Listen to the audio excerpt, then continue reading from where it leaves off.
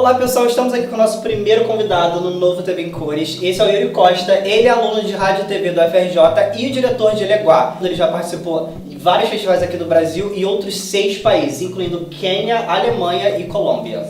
Então, Yuri, a gente queria fazer umas perguntas pra você e eu queria começar perguntando sobre a representatividade negra no audiovisual. Então, como alguém que está empenhado em ajudar a construir um cenário de cinema negro junto com vários outros diretores negros também, é muito importante a gente falar sobre representatividade audiovisual na frente das câmeras. Mas também é muito importante que a gente trabalhe essa representatividade atrás das câmeras. É importante que a gente deixe o preto falar sobre preto. Isso já vem do próprio conceito de cinema negro, isso já vem da própria ideia de produzir uma narrativa afrocentrada. E existem muitas definições sobre o que é cinema negro. Se a gente pensar, por exemplo, na definição dos cinemas africanos, a gente só vai pensar na existência dos cinemas africanos a partir do momento das descolonizações, porque tudo que era produzido de cinema em África antes disso era da parte dos colonizadores. Eram os colonizadores falando sobre vivências negras, e às vezes nem isso. Quando a gente vai falar de cinema negro, então a gente está pensando em uma narrativa sempre feita de um realizador negro, e aí eu quero expandir um pouquinho para uma equipe negra, porque é muito importante que a gente tenha figurinistas negros, diretores de artes negros, diretores de fotografia negra que saibam fotografar a pele negra, pensando em uma narrativa de temática negra com um elenco negro. E quando eu falo temática negra, eu não estou querendo dizer a gente precisa de uma única temática, a gente precisa socar só um tipo de narrativa. Não. Assim como as vivências negras são diversas, as narrativas também são. É possível fazer muitos filmes diferentes, é possível construir muitas histórias diferentes. É possível construir uma história de terror, uma história de romance, uma história de comédia. É possível passear por gêneros, porque há diversidade. Existe diversidade, especialmente num país em que 54% da população é negra.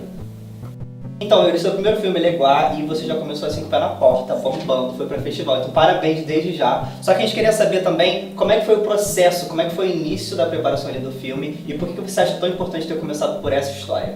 Então, pé na porta já é uma expressão bem digna pra gente falar de cinema negro, né?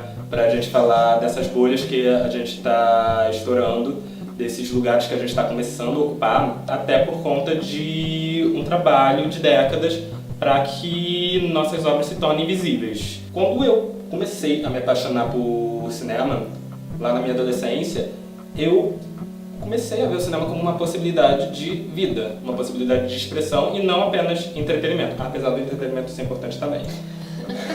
Vale frisar. Uma possibilidade de eu me expressar, de eu expressar a minha subjetividade. E os primeiros filmes pelos quais eu me apaixonei foram dos grandes mestres. Foi de Bergman, foi de Antonioni, foi um dos grandes mestres europeus do cinema clássico, digamos assim, do cinema da história clássica do cinema. Só que não demorou muito para eu perceber que essas subjetividades não eram a minha subjetividade, que elas não expressavam quem eu sou. E apesar de eu admirar muito esses diretores e eu aspirar a ser tão grandes quanto eles, simplesmente não eram as minhas vivências que eles abordavam. Não tem como, por exemplo, me identifico bastante com os filmes de Bergman, mas eu não sou um burguês branco sueco heterossexual que tá numa crise existencial, provavelmente ganhando 5 milhões por mês. Uma vida difícil. É muito complicado. É difícil de levar. É complicado. Então, eu precisei procurar por outras formas de me expressar. E a partir do momento que eu fui me envolvendo com movimentos negros, que eu fui me envolvendo com pensamentos de negritude, eu fui mesmo encontrando meu lugar em meio a tudo isso, eu fui descobrindo também o cinema negro enquanto uma prática de descolonização da imagem do negro, como uma prática de você colocar a sua subjetividade e através disso você se conectar com a outra pessoa negra que está ali, sentada do outro lado da tela, assistindo a sua obra. Um diálogo de fato, e muito menos uma relação de artista e espectador. A partir disso, eu também, começando ali a pensar em questões de representatividade, como vocês já tinham falado, eu sendo uma pessoa que lutou com depressão por muito tempo e que... Você tá em casa mesmo. Eu sendo uma pessoa que lutou com depressão por muito tempo e que não encontrava subjetividades como as minhas na tela, eu parei para perceber que, nós temos muitos filmes lindos sobre depressão, sobre saúde mental e sobre recuperação de fato, mas a gente não tem pessoas negras nesses filmes. E quando a gente tem, ou não estão em espaços de protagonismo, ou estão em espaços de estereótipo de fato.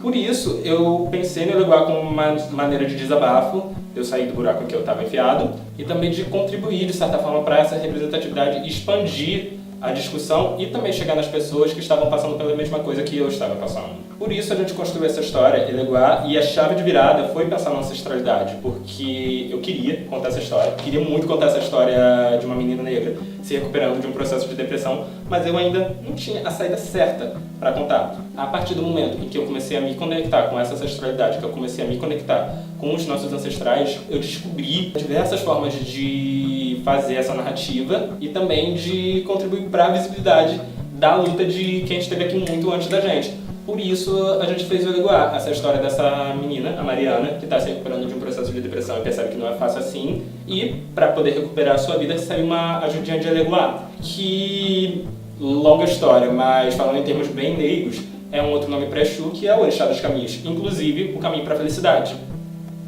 Yuri, você falou que você teve um processo muito difícil antes de fazer o filme. Como é que foi gravar esse filme, contar essa história?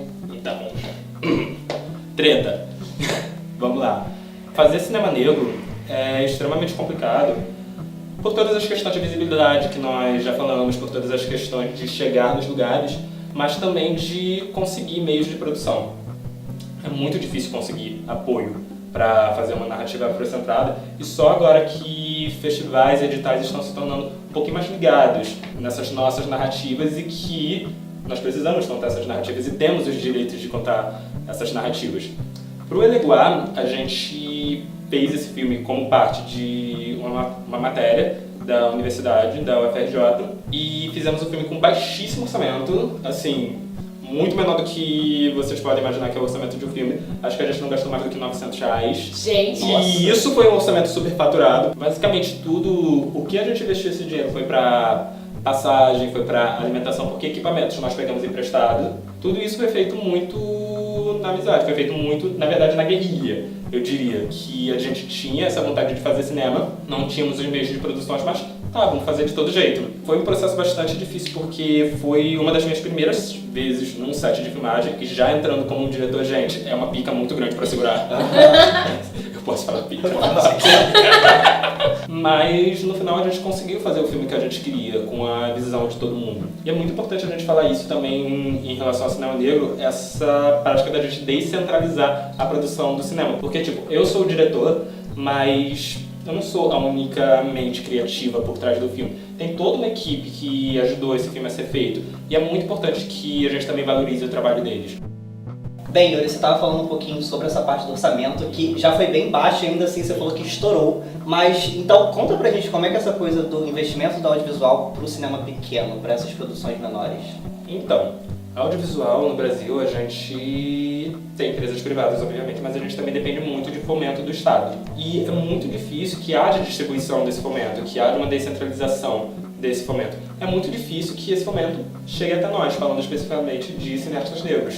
É muito difícil que nossas histórias sejam valorizadas o suficiente e passem da primeira fase. E aí a gente pode falar também da questão dos festivais. Houve muita luta para que a gente pudesse estar nesse momento que a gente está agora, que é 2018, que existe um boom de cinema negro. Houve muita luta desde 1973, quando o Zósimo lança Alma no Olho, desde todos os nossos antepassados que lutaram para nossos antepassados e nossos mais velhos, que lutaram para que a gente pudesse produzir cinema hoje, para que a gente pudesse ter uma cena hoje, uma cena cada vez mais crescente. É muito difícil a gente conseguir incentivo, é muito difícil conseguir distribuição de incentivo para cineastas negros e periféricos. É muito difícil que as nossas narrativas tenham visibilidade. E por isso, toda essa luta que veio desde 1973, quando o Zósimo, o Bubu, lança Alma no Olho, e de todos os nossos mais velhos, todos os nossos antepassados, do Centro Afro-Carioca de Cinema, da Associação dos Profissionais do Audiovisual Negro, é muito importante para que a gente, de fato, fure esses bloqueios, para que a gente consiga ocupar esses espaços e que a gente prove que a gente também está aqui e a gente faz filmes tão bons quanto todo mundo.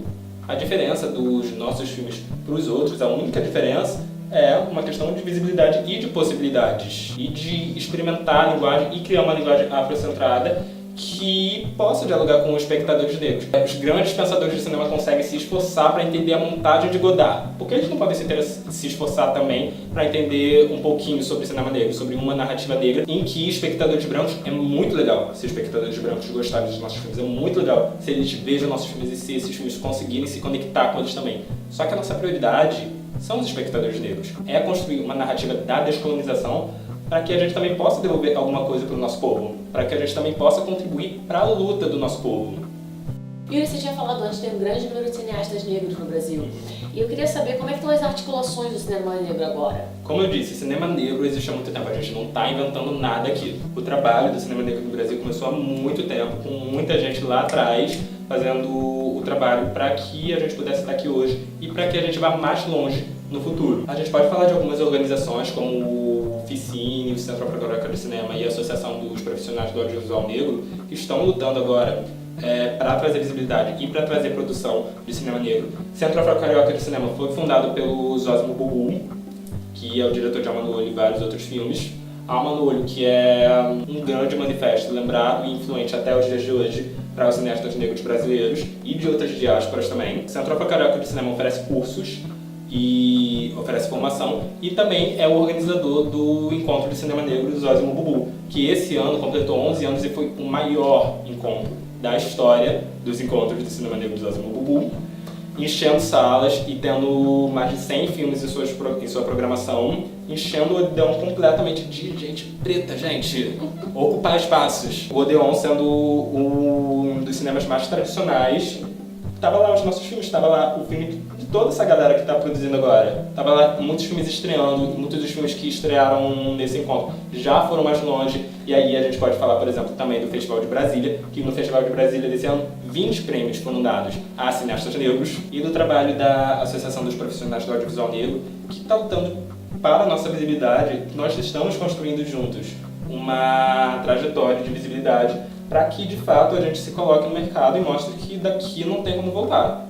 O Yuri que a gente está vendo agora, né, que já dirigiu um filme muito grande e que está conseguindo alcançar muita gente, a gente quer saber de você agora quem é a sua referência, quais são as referências de filmes de criadores negros que conseguiram influenciar você ao longo de toda a sua vida. Então, o contato com o cinema negro é muito recente, de uns 2 anos pra cá, justamente por todas essas questões de visibilidade que eu falei. Os filmes não chegam na gente, a gente tem que procurar os filmes pra gente ter acesso a eles. Os filmes não são ensinados na universidade, shade.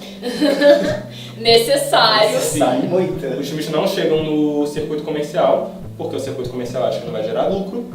Enfim, existe toda essa dificuldade de que a nossa produção consiga chegar no nosso povo, consiga chegar nas nossas periferias, consiga chegar em quem precisa ver esses filmes. Então, pra mim, as referências foram chegando muito recentemente. E eu preciso, obviamente, falar de Zósimo, preciso falar de Alma no Olho, que tá na minha cabeça 365 dias por ano. O Haile Gerima, um cineasta etíope, que fez toda a sua produção cinematográfica nos Estados Unidos e fez um cinema de fato voltado para o povo preto, com uma linguagem para o povo preto, pensando no empoderamento do povo preto e na libertação da colonização, da neocolonização, da colonização cultural, da violência policial. Eu preciso falar no Ousmane Sembène, cineasta do Senegal, que é o pai do cinema africano, o primeiro negro africano a dirigir um filme na África, com uma linguagem completamente disruptiva, e no Mambete, que também é um cineasta do Senegal, e que conseguiu lançar alguns poucos filmes diferente do Ousmane Sembène, por também uma questão do cinema africano